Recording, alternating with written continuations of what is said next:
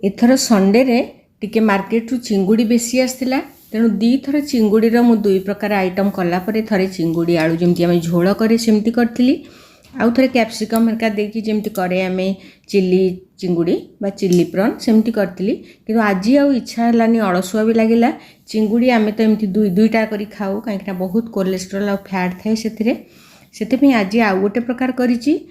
Hi everyone, welcome to my kitchen again.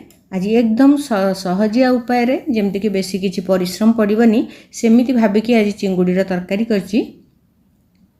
जोथि कि मु नेइछि दुईटा आलू, गोटे पियाज, गोटे टमाटो, दुई चारि कोला रसुण, दुईटा कंचा लंका आ पोई आसीथिला किंतु मु पोई खंडे पकेइछि काहेकि ना दुई जनक पई करबी। आलू भी दुईटा मु देखैली आपनकु किंतु मु गोटे आलू पकेइछि, मते बेसी लागिला चिंगुड़ी संगे आलू टमाटो पियाज सब मिसले दुई जनक पई पुणी बेसी हे जिवो सेइथिपई मु आलू गोटे पकेइछि। तापर बहुत कलिया थिला पोई डांग देखिले आपण काटिले जानि पड़थिबे आगुर धोई देकी परिष्कार करके रखिथिली मु ताकू काटिकी रखिछि। तेणु एई सब को मिसेइकी आज गोटे करिबी चिंगुड़ी जहाको आपण माने ताटिया बसा कहंती, मु ताकू सिझा घांट बोली कहे कहीं छुंक हुए सीधा मु सिझे दिए आ तरकारी बनी जाए। यहाँ एथि मु 1.5 चामच नहीं पोस्त आ गोटे चामच सोरिष आ से चामच रे तार अधार अधा नहीं जीरा। एथिरे रसुण फसुण आ किछि देकी मु बाटिनी, खाली सेटा को घंटे 2 घंटा बतुरई देला परे ताकू बाटिकी तार गोटे प्लेन पेस्ट करदेवा। तापर गोटे कड़ई नहीं कि मुझे 2 चामच भी हेनी गोटे चामच देइछि सोरिष तेल भल भाव गरम हो गला परे मुझे जो पोई डांग एकदम कलिया थिला कहीं ना सीझा को असुविधा हम मुझे गिन्ना सीझेकी करी से एकदम कलिया डांग नहीं और पोई पत्र भी से काटिकी भाजी देइछि टिके तार से लाड़ुआ अंश जीव बोली एई जगह आपण माने सारू पत्र भी व्यवहार करि परिबे आ कखारू पत्र भी, किंतु मो पाखरे पोई पत्र थिला बोली मु पोई पत्र देइछि। चिंगुड़ी संगे जेतेबेले आपण सिझा घांट करिवे बा ताटिया बसा करिवे टिके साग जिनस देले सेतरे बहुत भल लागे।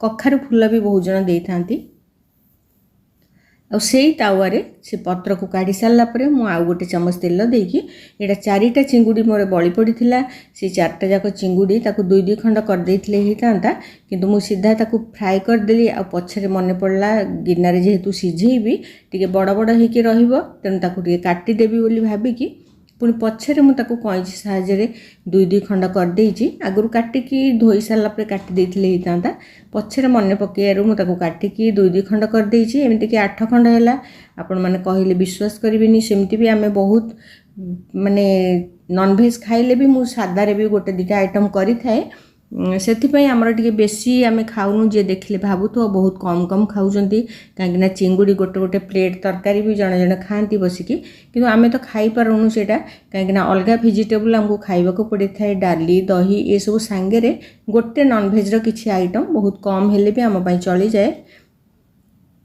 गोटे गिन्ना नहीं कि से जो भाजिकी रखि पोई पत्र और चिंगुड़ी ताकू मु ऐड कर देइछि। देखंतु 2टा आलू तो कहितली तो मु गोटे आलू को सरू सरू एकदम सरू सरू करी काटी देइछि और रसुण को भी छोट छोट खंड कर देइछि सेथरे दे देबा। आ टमाटो गोटे पियाज गोटे जहाको नेइथली ताकू भी छोट खंड करी काटिछि। ए सब को भी आपण करेई रे बसी तरकारी करियबो। मु जेमति कहूछि 2 दिन चिंगुड़ी रांधिला परे आज एकदम अलसुआ लागुतला आ रांधिबा को इच्छा भी होनतला आ बड़ चिंगुड़ी भाजी की पखाला संगे भी एमती किछि खास लागेनी से मुझे एमती उपाय करी आपण मानक भल लगे निश्चय थोड़े करके ट्राए करेंगे। 2टा कंचा लंका आ टेस्ट जी दरकार आमर से अनुसार लुण आ हलदी गुंड आ लंका गुंड जी माने आम नहीं क्वांटिटी अनुसार चिंगुड़ी आ साग आलूर क्वांटिटी अनुसार आ बाटिक रखि पोस्त सोरिष जीरा तार जो पेस्टा सेटा को पकेबा। धनिया पत्र भल भाव काटिकी ऊपर मु पकई टिके नाकू ये कहीं यहाँ तो जेहेतु बहुत गरम पानी सीझब मुझे गोलैकी देखिली मत लगिला पानी जी अच्छी सीझिकी पूरा सुखिला हो जाता किंतु जेहेतु यहाँ आज आम खाऊचे माने सुखिला भात रे तेणु टिके झोल रहिले भल लगे भाविकी मु पछरे आउ टिके नाकू पानी देइछि ऊपर सादा पानी बेसी गरम पानी भी नहीं नॉर्मल टेम्परेचर थिया पानी देइछि। 2 चामच सोरिष तेल सीझा घांट मुझे कही एका संगे सब बसई देकी ताकू सीझे देइछि मु आउ आमर छुंक करवा दरकार नहीं।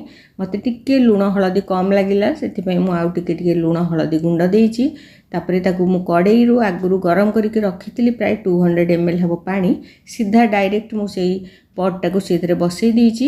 यहाँ पूरा भल भाव आपण मैंने मीडियम फ्लेम रे मुझे प्राय 15 मिनिट 20 मिनिट सिझेली। आ मझे मझे चेक करवा किसी दरकार नहीं कहीं पानी जदि सरी आसुव पानी टिके टिके देदेवे ना प्राय आपन को 20 मिनिट तो निश्चय लगे 20-25 मिनिट लगे सिझापी। सिझीगला मुझे टिके ठंडा होगला आस्ते काढ़ी आनी काढ़ी आणवर 10 मिनिट पर्यंत मुझे छाड़ी देती कारण गिना खोली होना बहुत गरम थिला। तापर खोलिया देखो बहुत सुंदर भाव सिझी जाइए। पोई नाड़ जेहेतु बहुत पतला थिला कलिया थिला सिझी जाइए। चिंगुड़ी तो एमती भी बहुत कम समय सिझी जाए। आलू को मुझे चेक करी आलू भी भल भाव सिझी जाइए। तेणु जो अलसुआ लगुव आपण मानक इच्छा हे एमती थर रेसिपी निश्चय करके मत जनइबे। Stay tuned with another video. Thank you. Bye bye.